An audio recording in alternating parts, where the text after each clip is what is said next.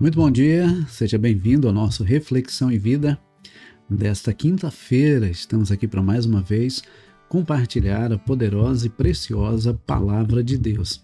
Essa palavra que é viva e eficaz e mais cortante do que qualquer espada de dois gumes, capaz de penetrar a divisão entre alma e espírito, juntas e medulas, e discernir os pensamentos e intenções do coração.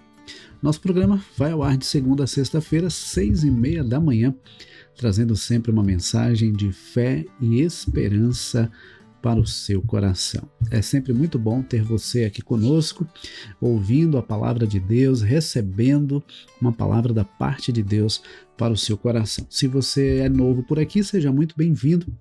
Fique conosco, se inscreva no nosso canal, ative o sininho das notificações para que você seja notificado sempre que houver um conteúdo novo aqui no nosso canal. E é importante também que você nos ajude compartilhando o link desse programa para que outras pessoas também possam ser alcançadas pela palavra de Deus.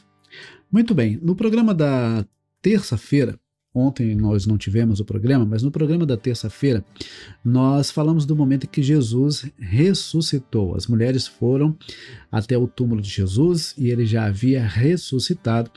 Elas então encontraram Jesus e receberam a orientação de que avisassem os discípulos para que fossem até a Galileia, onde ele os encontraria. E nós vamos hoje então finalizar o Evangelho de Mateus, no capítulo 28, versículos 16 a 20, que fala justamente desse momento em que os discípulos encontram Jesus e Jesus dá a eles uma grande missão. Então, Mateus capítulo 28, versículos 16 a 20, nos diz assim: Os 11 discípulos partiram para a Galileia, para um monte que Jesus lhes havia designado. E quando viram Jesus, o adoraram, mas alguns duvidaram. Jesus, aproximando-se, falou-lhes, dizendo: Toda a autoridade me foi dada no céu e na terra. Portanto, vão e façam discípulos de todas as nações, batizando-os em nome do Pai, do Filho e do Espírito Santo, ensinando-os a guardar todas as coisas que tenho ordenado a vocês, e eis que estarei com vocês todos os dias até o fim dos tempos. Observe que o texto nos mostra que alguns dos discípulos, quando viram Jesus, eles adoraram, mas alguns duvidaram. Veja, dentre os próprios discípulos, alguns duvidaram. E aí a gente percebe que também nos nossos dias não é diferente quando algumas pessoas não acreditam de imediato, não creem de imediato naquilo que Deus faz em nossas vidas, naquilo que Deus faz no meio do seu povo. Mas independente das pessoas acreditarem ou não, independente de duvidarem ou não, Jesus continua sendo Filho de Deus, ele continua manifestando o seu poder, derramando da sua graça e realizando coisas extraordinárias no nosso dia a dia. Outra coisa que a gente percebe nesse texto é que Jesus, ele diz assim no versículo 18, Toda a autoridade me foi dada no céu e na terra. E a gente percebe que Jesus, de fato, tem toda a autoridade. Não é um pouco de autoridade, não é uma parte da autoridade. Ele tem toda a autoridade, tanto nos céus como na terra. E isso se dá ao fato de ele ser o Filho de Deus e também de ter cumprido a missão para a qual ele foi enviado. Ele cumpriu o propósito pelo qual ele foi enviado pelo Pai.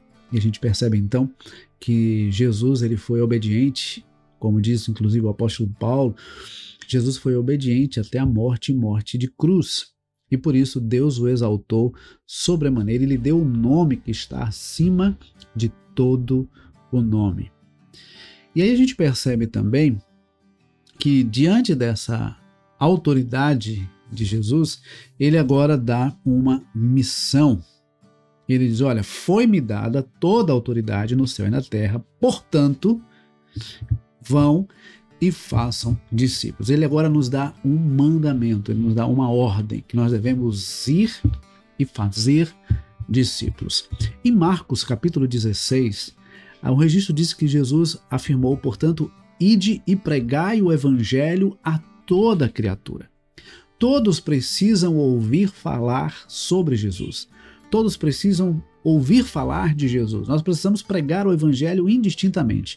Precisamos pregar o evangelho a todas as pessoas, independente de onde estejam, independente da condição socioeconômica, independente de qualquer outra coisa, nós devemos pregar o evangelho. Não cabe a nós escolher a quem pregar. Nossa missão, dada pelo próprio Jesus, é que nós devemos pregar o evangelho a todas as pessoas. Nesse texto de Mateus, ele vai além. Além de pregar, nós devemos fazer discípulos. Olha, pregar, nós devemos pregar a todos. Mas nem todos haverão de crer, porque aí agora fazer discípulo é com aqueles que haverão de crer no Evangelho. E aqueles que creem no Evangelho, aqueles que reconhecem Jesus como seu Senhor e Salvador, precisam passar pela experiência do discipulado. Precisam ser acompanhadas, precisam ser orientadas, precisam ser ensinadas acerca das coisas do reino de Deus. Por isso ele diz, olha, vão e façam discípulos de todas as nações, e aí aqui a gente vê a expansão do evangelho. O evangelho deve alcançar todas as nações, não é para um povo apenas, não é apenas para uma nação específica, o evangelho está acessível a todos. E aí ele diz, vão, façam discípulos, e aqui é um detalhe interessante também. Quando Jesus diz, portanto, ide e fazei discípulos, portanto, vão e façam discípulos, não é apenas para aqueles que recebem o chamado missionário e saem da sua terra e vão para uma outra terra pregar o evangelho. A ideia de Jesus nesse texto, conforme o original, é de que enquanto nós vamos, enquanto nós vivemos no nosso dia a dia, nós devemos fazer discípulos. E nós devemos fazer discípulos onde nós estamos. No local de trabalho, em casa, na vizinhança, na família. Nós devemos fazer discípulos enquanto estamos indo, enquanto estamos vivendo. Então, essa missão e esse chamado é para todos nós. Não é apenas para o missionário, não é apenas para o pastor, não é apenas para o evangelista, é para todos. Essa missão é para todos. Então nós devemos viver e à medida que nós vivemos, nós devemos fazer discípulos, levar pessoas ao conhecimento de Cristo, e aquelas que reconhecem a Cristo como seu Senhor e Salvador, elas precisam ser acompanhadas, discipuladas, para que elas possam viver como Cristo. O discípulo é aquele que busca viver como seu mestre, e o nosso mestre é Jesus. E ele diz, olha, fazei discípulos de todas as nações, batizando-os em nome do Pai, do Filho e do Espírito Santo. Aqui a gente vê a presença da Trindade Santa, Deus Pai, Deus Filho, Deus Espírito Santo. E ao contrário do que alguns pensam, a nossa responsabilidade ela não termina quando uma pessoa é batizada. Veja que Jesus diz, vão, façam discípulos, batizem esses discípulos em nome do Pai, do Filho e do Espírito Santo. E ele continua dizendo, ensinando-os a guardar todas as coisas que tenho ordenado a vocês. Porque a vida cristã e a responsabilidade que temos com o novo convertido, ela não termina quando aquela pessoa é batizada. A caminhada cristã é um chamado para a comunhão, para o relacionamento e para juntos buscarmos crescer na graça e no conhecimento do Senhor.